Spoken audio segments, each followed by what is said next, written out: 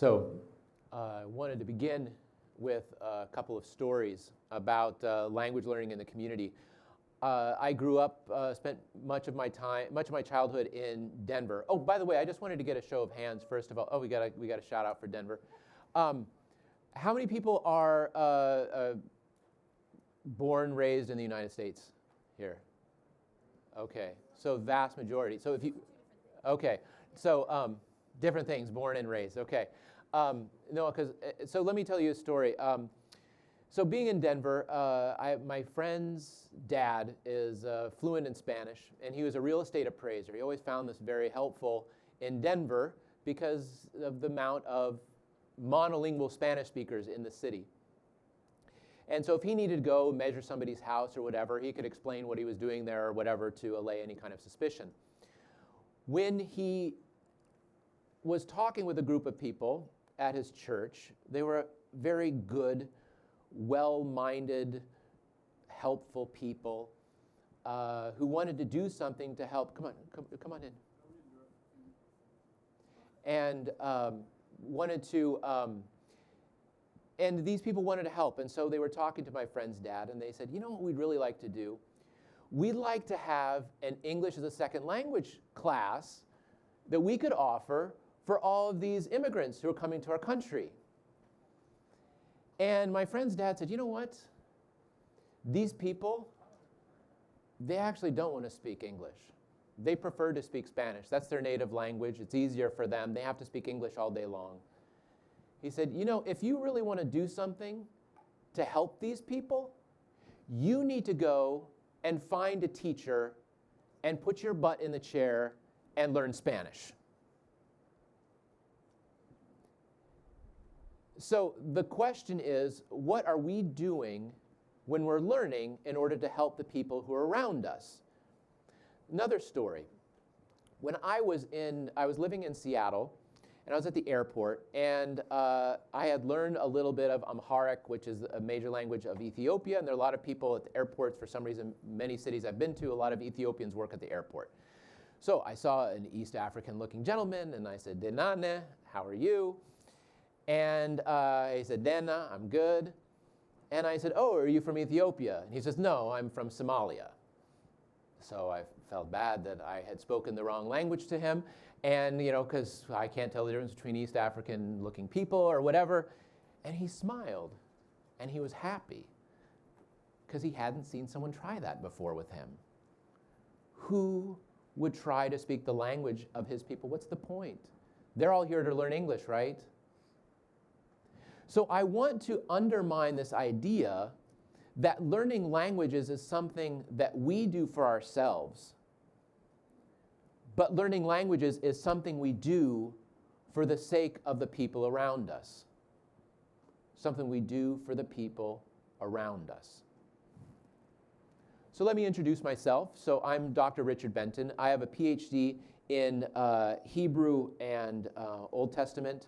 I have an undergraduate in linguistics, and I wrote my dissertation on passive voice and verbs in Biblical Hebrew. Those who, if any place I might find someone who's interested in this, I thought I might find some here. So let's hear it for passive voice. All right, thank you very much. Rakzat. So I have a blog called Loving Language, and it's about how do we incorporate language into our daily lives, what can we do for our communities, and also it discusses my own pursuit of learning Somali in my community, for which, by the way, there is no sticker. I don't know if anyone knows. There's no Somali sticker for the italki. Yeah, I know. I had to just draw it in the side. I encourage everyone to transgress and write in marker the ones we don't have stickers for. Thank you. Don't tell them, then it's less transgressive. I like transgressive. So then I also do a podcast called The Bible is Literature, and one of the things that I'm also have worked as a biblical scholar and taught in Jewish history. I'm not going to get into that now, but just to give you an idea, as part of the kind of theme of resistance and the anti-colonial themes that we find in the Bible, especially in the Old Testament, is part of my own understanding of language and the use of language and how we can use language. And so I encourage anyone to connect with any of these, and feel free to email me as well. So, loving language to help others. So one of the things is we have to make sure that we are not learning languages exclusively for helping ourselves. Many times I find language blogs are also travel blogs. They're also about what I've experienced. There's nothing wrong with this. But I just want to take everyone here, I want to challenge us to move to the next level. How do we take something that we love, that we enjoy, that we spend an inordinate amount of time and money on, to provide for someone else? So do not spend all this energy just so that you yourself can gain, but so that someone else can gain. So how do we learn while we're helping our neighbors? This is what the point is. How can we do this? So we want to preserve linguistic diversity. So we have indigenous languages, and I was so happy, like Richard said, to see this film about preserving languages in the central United States. I myself, I live in Minnesota, and so there are a lot of Lakota people there. I was just at a Lakota powwow the middle of September, so I was there not too long ago. A small group of Lakota, and language is definitely something that comes up there. So is there a way that our language learning can help benefit indigenous languages around us? What about immigrant languages, the languages that appear around us? I work at, right now I work in IT at a large Fortune 500 company, and one of the things we do is we provide language learning software for our employees. If you join the Global Mindset group, you get a free subscription to this. So a sales rep from Texas says, hey, you know, I want to learn Spanish. It's going to help me do my job. This is great that you provide this software. And I said, hey, do you happen to know what the third most widely spoken language in Texas is? And he said, no. And I said, Vietnamese. How about learning Vietnamese? And he's like, I never thought of that. But now that you mention it, my two friends are Vietnamese, and they're always speaking Vietnamese with each other, and I don't understand what they're saying. Now listen to that. My friends are speaking Vietnamese. I don't know what they're saying, but it never crossed his head that I could be learning Vietnamese. It was like in the film, the Lakota person. He's like, I was learning Spanish in school, and it never occurred to me I could be learning Lakota. There's a prejudice against these less traditional languages. That's why I like marking them in markers. Okay? They stand out that way. Because I think it's important to emphasize this. And it's ultimately a pushback against colonialism. Because colonialism wants to say that we should have one language for everybody. It's more efficient. It just works better. It's easier that way. Okay? And it even, it was interesting also in the film because they said, nowadays we're in this time where there's all kinds of languages that are disappearing and going extinct. It's an unprecedented time. And I scratched my chin. I thought, is this an unprecedented time? Because the Spanish did this before, 500 years ago. How many languages did the Romans eliminate? We have an exchange student staying at our house from Basque Country. That's one language that survived the Romans. I don't know what other languages may have survived that didn't survive the Romans. What happened to Gaulish? Is it all Breton or is it something else? I mean, this is something that colonies do. Colonies eliminate languages in order to make things simple for communication.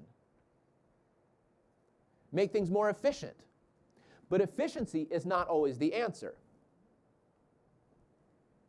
So, a word that I coined called ecolinguism, which is preserving the linguistic ecosystem. So here we have a picture of traditional North American agriculture. It's called the Three Sisters. I don't know if you've heard of it, but the Native Americans in certain areas would grow corn with beans and squash all together. And you can see all three of them growing together. The corn would grow up. The beans would use it as a trellis to move up, and then the squash would cover the ground. And you can take all three of them, put them in a stew with a little bit of meat and with a bone or something like that, and it's full nutritional value, everything you need right there. Okay? This is how Native Americans do it. Here's how we do it today. Monocropping. If anyone has driven, I'm originally from Nebraska, and I've driven from Nebraska to Colorado. If anyone has made that trip, you know that there's about 500 miles that look just like this. Why do we do this? Well, it's much more efficient. Have you seen the size of these machines that can do this? You can go through one of these fields in half the time it took one guy to go over his plot this big. You can go hundreds of square miles. It's much more efficient. But what happens? You start seeing the wildlife die. The ecosystem is suffering. We're running out of bees. We're running out of monarch butterflies because everything looks like this. It's not healthy. The human brain is healthier when it has more languages. All of you know this. You guys are excited. You've read the statistics. The onset of Alzheimer's, delayed. Cognitive development in children, accelerated. We know that the brain works better with more languages. So who's telling us that it's more efficient to have one language across the country? Doesn't make sense. We want to do what we can to preserve the linguistic diversity we already have around us. People make fun of Americans and how this is a monolingual country. 20% of Americans speak a language other than English at home. Why didn't they get counted? Are really Americans monolingual? 80%. And those are people who speak another language at home. What about those who are fluent in another language and don't speak it at home? Even more. So this is the paradigm I want you to think about. When we mix them together, they all make each other stronger. But when we make one as the one that rules them all, the entire system breaks down and is unsustainable. So, learning languages, you can better your community. So you can connect with neighbors. This is something I found really amazing. When we moved into our house in Minnesota a few years ago, we were driving past and there were these people sitting out on their stoop. Okay, first of all, this is suburbia in the US. Nobody sits out on their stoop. So, something peculiar there. And these people didn't look like people that we normally see. And my wife says to me, as we're driving to the house for the first time, I think we're like in the moving truck. They're sitting out there, and my wife says, those people got to be from another country. Go find out where they're from. And they were from Iran. And I just happened to be studying Farsi at the time. And so I went up, and we started speaking. And these people were old, and one of them had Alzheimer's. It was difficult to hold a conversation. But every time I would go to shake their hand, they literally would not let me go. And they would hold on to me, and they were talking, and it was so fast. They didn't have all their teeth. It was really hard to understand them. And they even had a daughter with a disability who wasn't able to speak because she was in her 40s or 50s. And it was not enough for her to shake my hand. She would shake both hands and not let go. And this is on a street, Ashbury Place, anywhere USA, where nobody talks to each other. But the language is what allowed me to connect with my neighbors.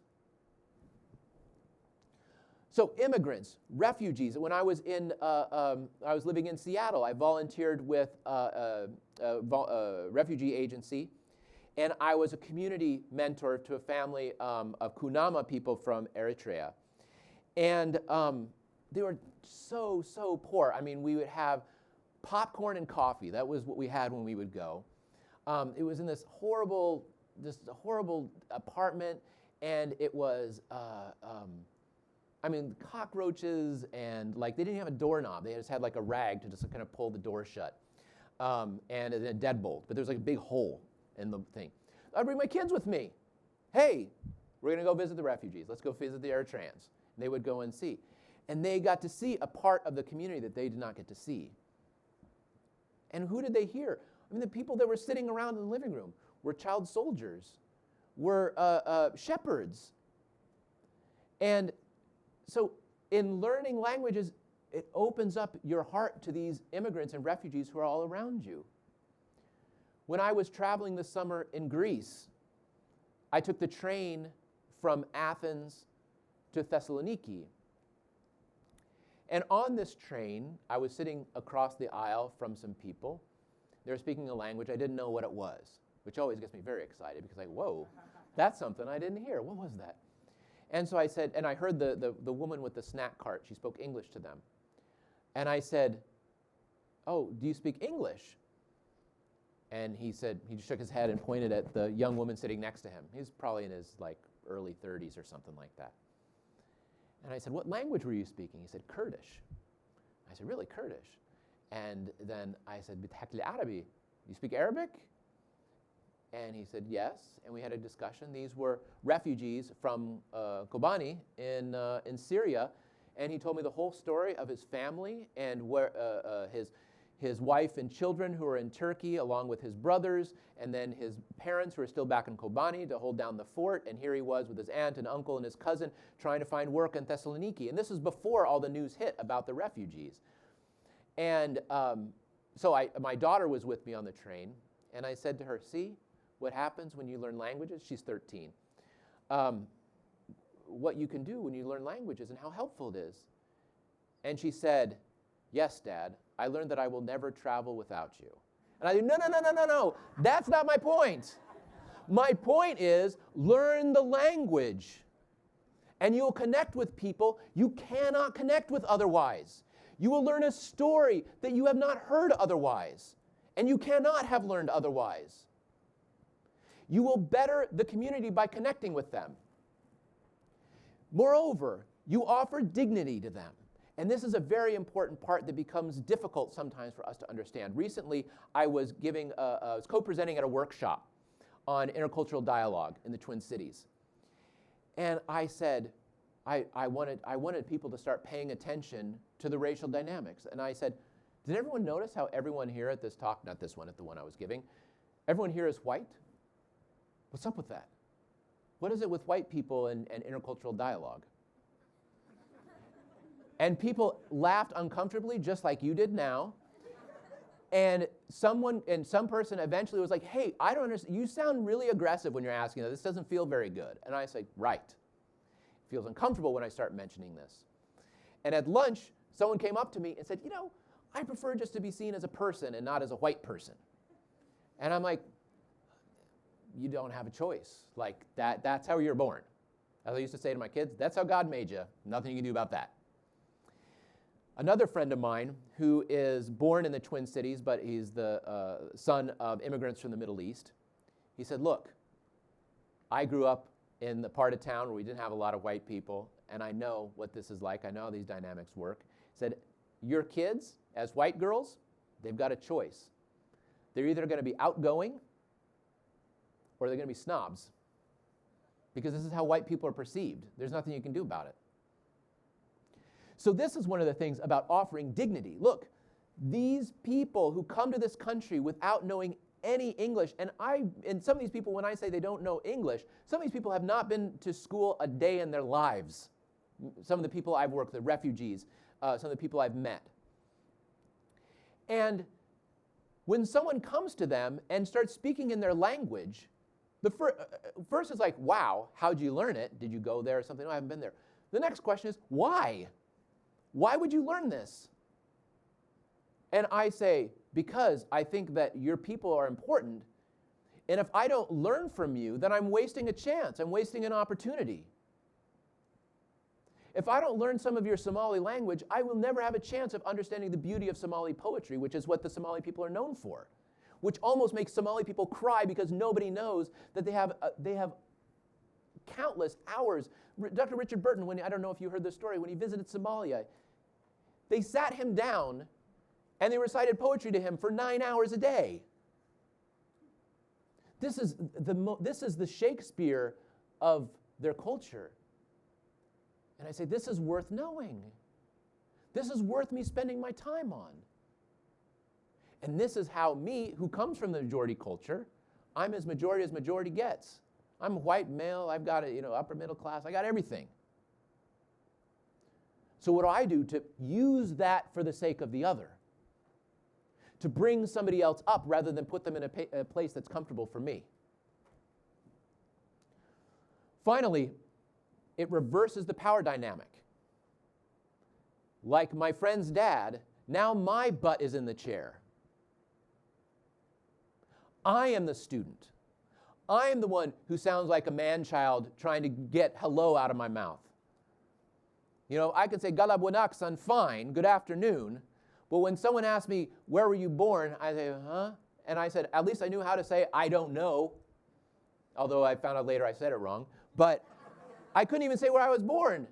And I had learned the phrase too. I was so upset. And I make myself the learner as opposed to the teacher. So these people who are around, who are understand their place as people, you know, people like, how can people come to this country and not learn about the culture and not learn the language? I'm like, after you work 12 hours a day, how much time do you have to like spend learning all about languages and culture and stuff like that? I know you guys have plenty of time. You managed to work it out. But wait till you have teenage kids you have to drive around to other activities. You'll find there's less time all of a sudden. But you still put your time into it. What about someone who has a physically demanding job? These Eritrean, these refugees I work with, the job that they could find was working in a refrigerated warehouse. They were sick all the time. Working 30 hours in a refrigerator every day. Not every day, 30 hours, every week. I mean, it was miserable. And you're going to come home and like be enthusiastic about your overlords? And that's what it feels like. So you change the power dynamic. You become the learner, while the people around you are the teachers. This is subversive. You're going against the colony. You're going against colonization. You're turning things upside down. You learn, and you give them a break. You learn, and give them a break. So anyone can look at their community. I live in Minnesota, and take a look at your community. You know, we have, in Minneapolis, St. Paul has 3.3 million people. 450,000 speak a language other than English. Spanish is about 134,000. Hmong is between 65 and 100. These numbers, if you look, they're really hard to find. This is not something the US government keeps good track of who's speaking what language. Somali is between 25 and 70K.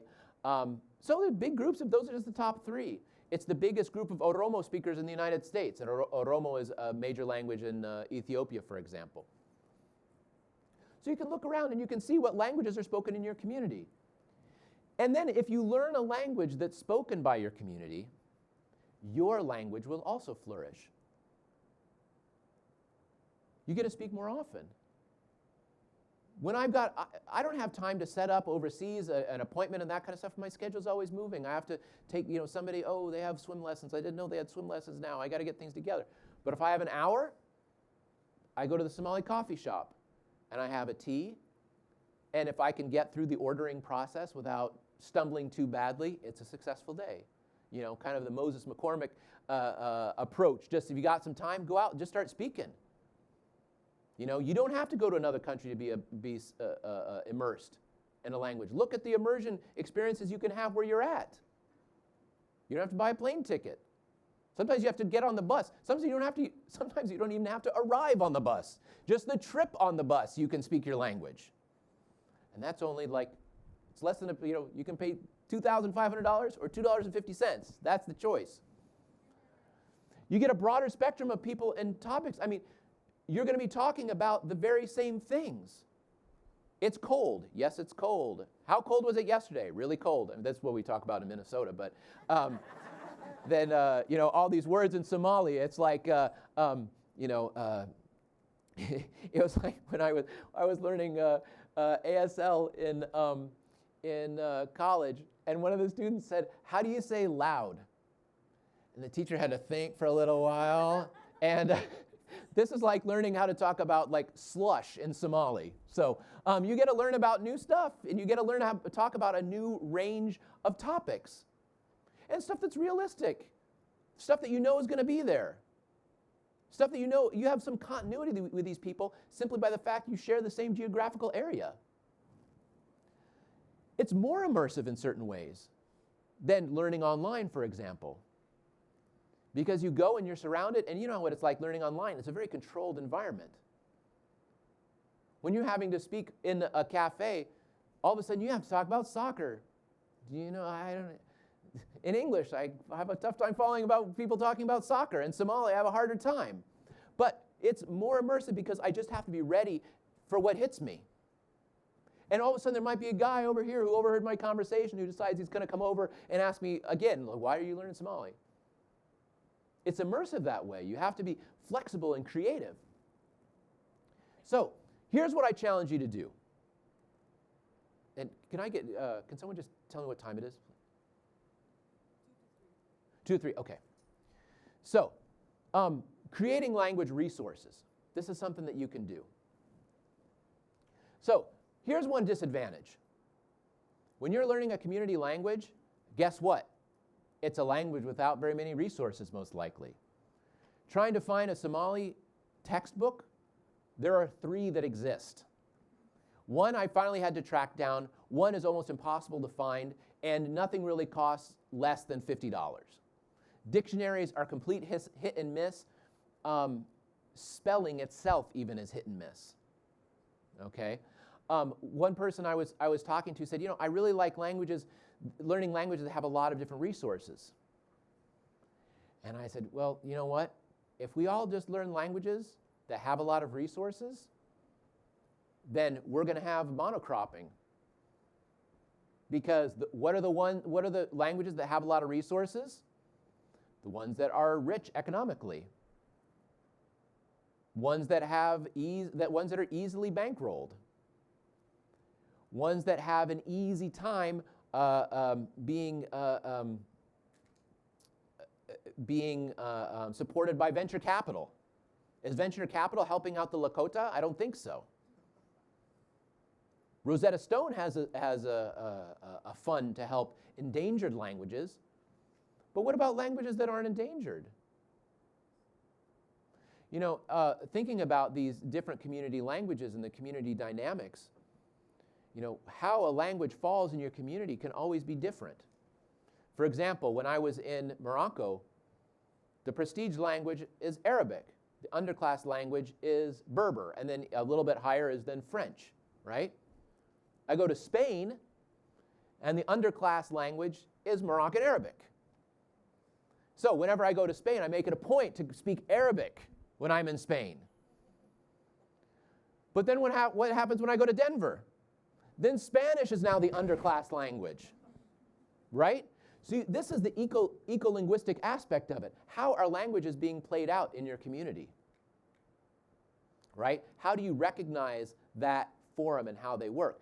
But it's always the poorer languages that are going to have a harder time being well known. I mean, Spanish you can learn. The Spanish of newscasting. What about the Spanish of Bolivia? What about the Spanish of Chile? There was someone was telling me whenever you go in the summertime, whenever you take a flight to Guatemala from the U.S., they're always filled with bright-eyed, bushy-tailed youngsters going to do help on projects in Guatemala. And I heard a story of a group, and they actually were very good. They all learned Spanish before they went, and they went down to Guatemala. They got to the village, and guess what? Nobody spoke Spanish. They all spoke Quechua. So, but let me ask you this. Let's say you're a group of bright-eyed, bushy-tailed youngsters in the U.S., and you find out, you did your homework. You found out that the people in that village, they actually speak Quechua. Then what do? I don't know where you're going to find Quechua stuff. I feel you because I'm learning Somali. Try to learn Italki. You go Italki, maybe, as long as the people, Quechua speakers, have a good connection that they can make. There's not a lot of Somali speakers on Italki, let me just tell you. And what if I would have learned Oromo?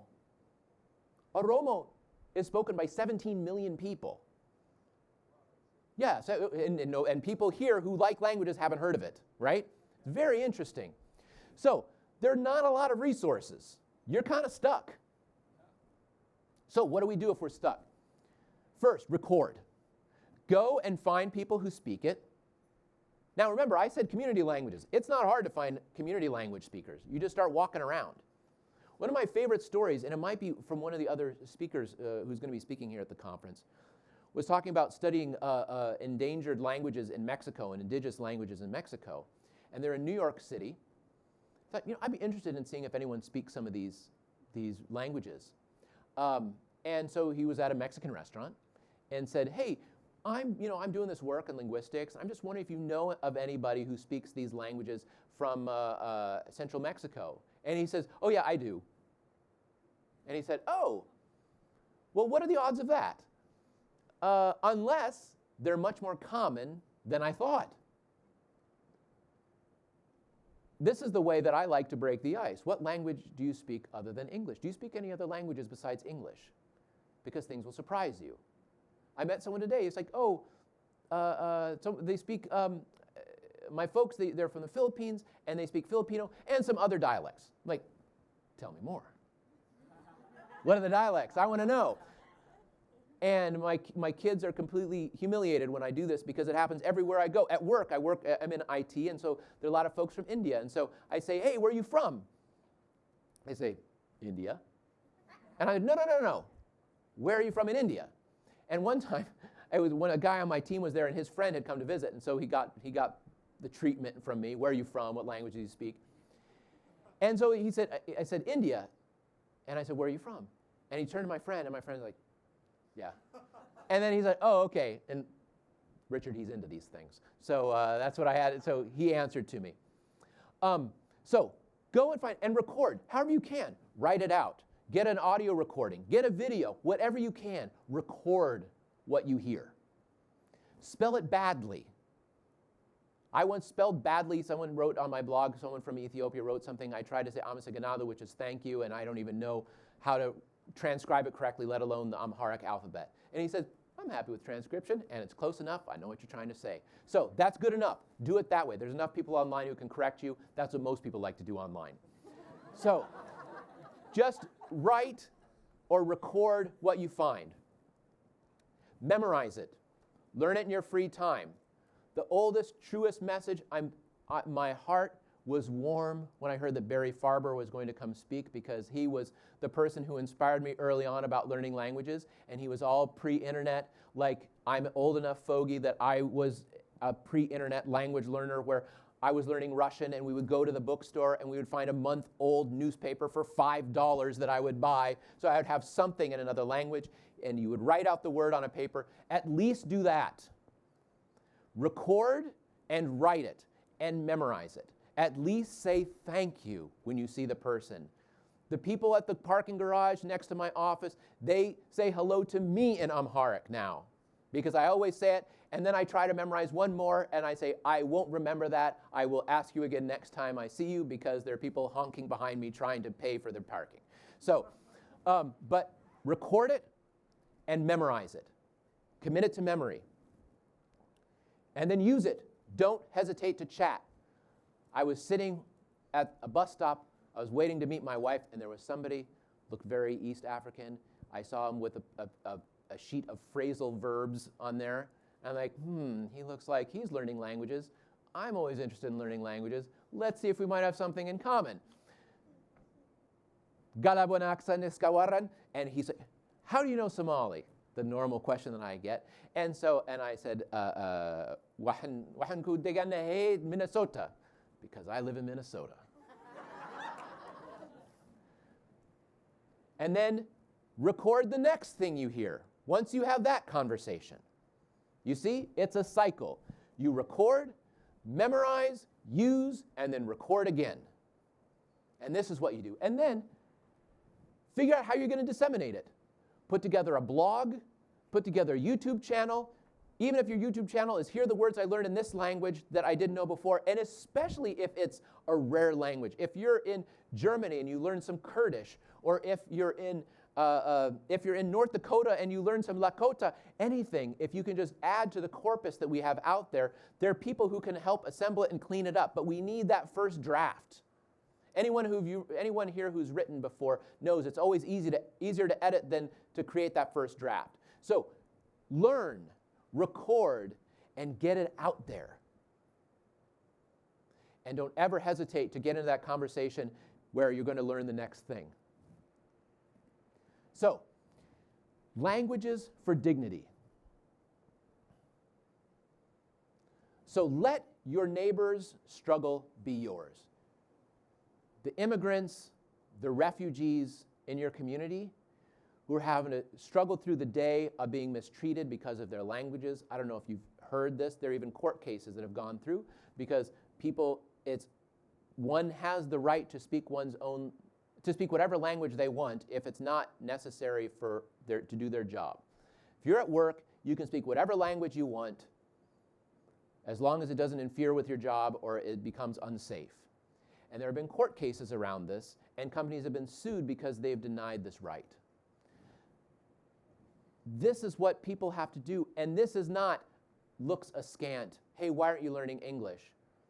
I gave a talk a couple weeks ago, and they were in the Twin Cities, and a guy says, yeah, last week I was sitting there talking to my friend, and someone at the bar says, hey, you're in America, why don't you learn English? I always heard these stories, but like last week, why don't you learn English?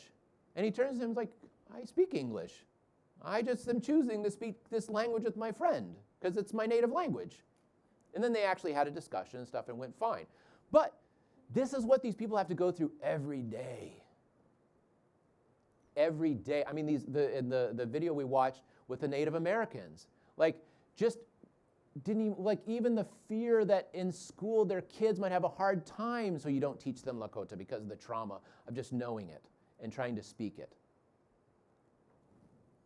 So let their struggle be yours.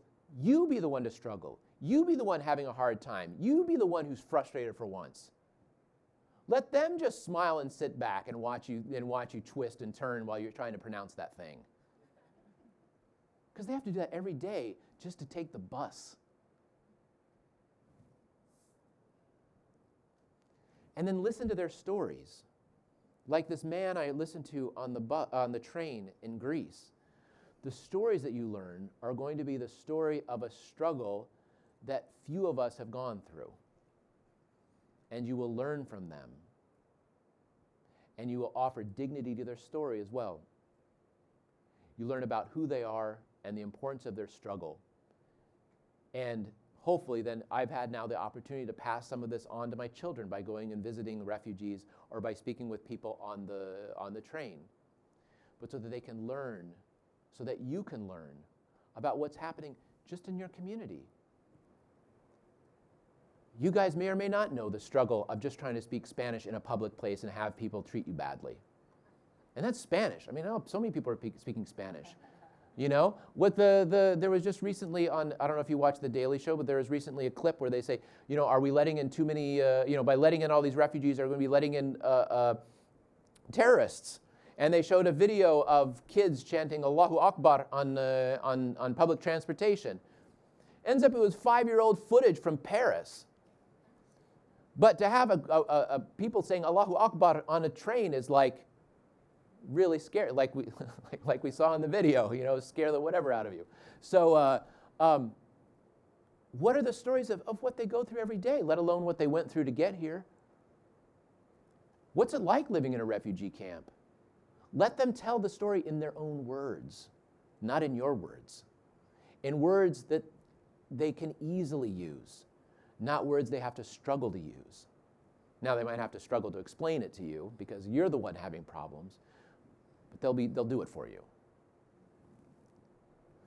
Their language is worth the effort. Many times we learn languages because of the economic payoff.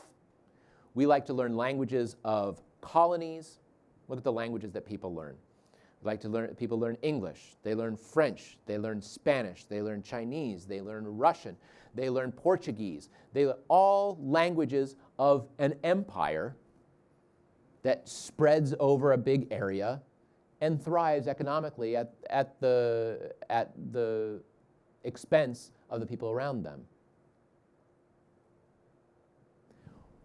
What do we do to use all the time and energy that we put into language learning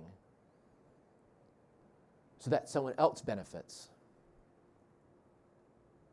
How can we use all this energy, time, and money to help our community, to help the people around us, to give them dignity, to hear their story, and for ourselves, making us better people, more broad-minded people, more caring people, people willing to take the struggle from somebody else and put it onto ourselves.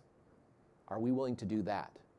Are we willing to take all this time and energy we put into this thing we're passionate about in order to take someone else's burden and put it on ourselves? So, thank you.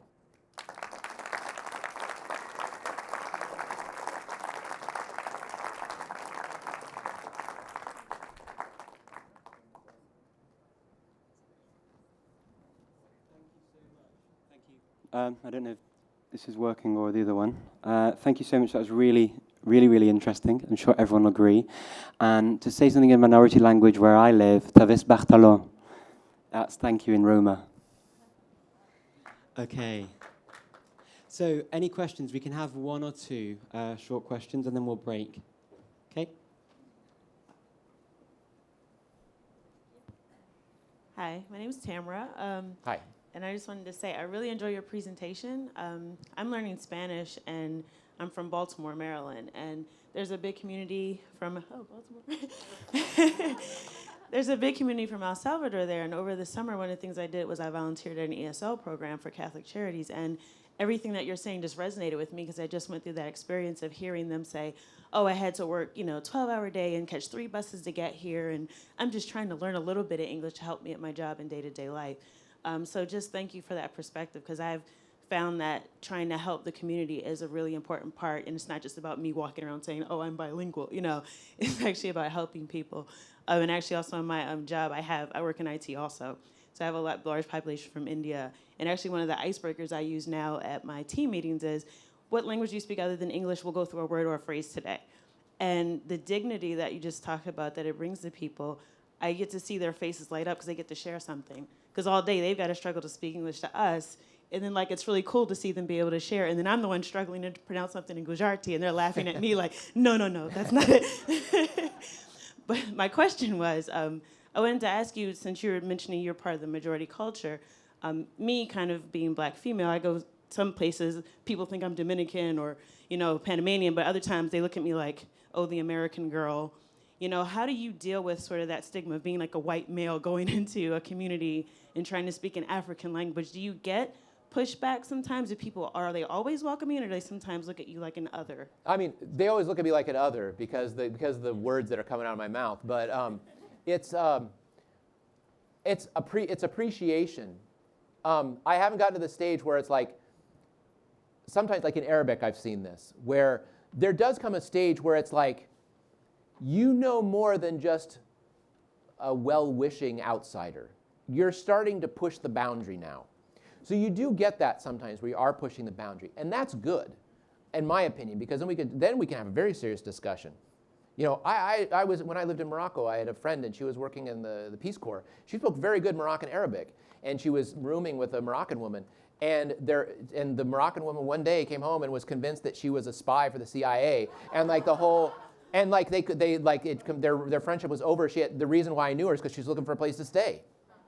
So it can happen. You can be pushing the boundary too much, but I think that's where the interesting stuff starts to happen. What does it mean for me to be who I am? And by the way, Baltimore, Amharic, that's where you got it. That's where they have tons of Amharic speakers in Baltimore. So.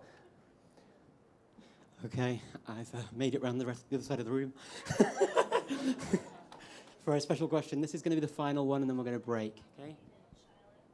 So at school, my chorus often, at least once a month, once a concert sings a song in another language. Do you consider acts of these and this type to be supporting these types of languages, or to be insulting? I think that it's supportive to an extent. I think an important part of it, thank you for the question, because I think that part of it is the dialogue.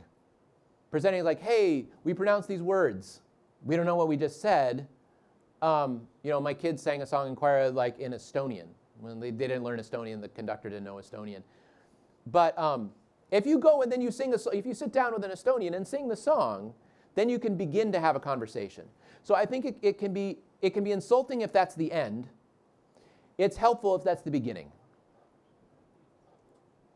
Great. Okay, I think maybe I said that was the last one, but we've got probably enough time for one more. I'm trying to keep my answers Okay. short. Hey there. Hi. All of the examples you gave were really cool examples, but they felt like they were on an individual scale in terms of learning personal stories. But what consequences do you see for the better in learning these more obscure languages, Somali, Gujarati you mentioned, on a larger scale for like a community entire? I think that it's hugely subversive. So I think that's one of the things. If we had a movement of people, it's like we get a group of 50 people in Minneapolis say, we demand Somali being being taught in our schools. I can't even imagine what that would look like. So I don't know. That's a good train to think on. We should have such problems. God willing, we'll have a chance to see what that looks like when people start demanding the ability. I mean, I one time looked at a website, where can you learn Turkish in Germany? Second or third most widely spoken language. And I found one school, and it's in Berlin. So where there's 20, it's a huge amount of number. It's like 20 million people or something. I may probably making that up, but there's a huge amount of people in Germany who speak Turkish as their first language. How many people are learning Arabic in France? I mean, in Paris, you can't go anywhere without hearing Arabic, but you can't learn it. You don't learn it in school. And in Israel, a friend of mine was teaching, or I heard a story, a guy who was teaching at a bilingual school, Arabic and Hebrew, in Jerusalem, and the school was shut down and vandalized. And so I see, like I said, we should have such problems.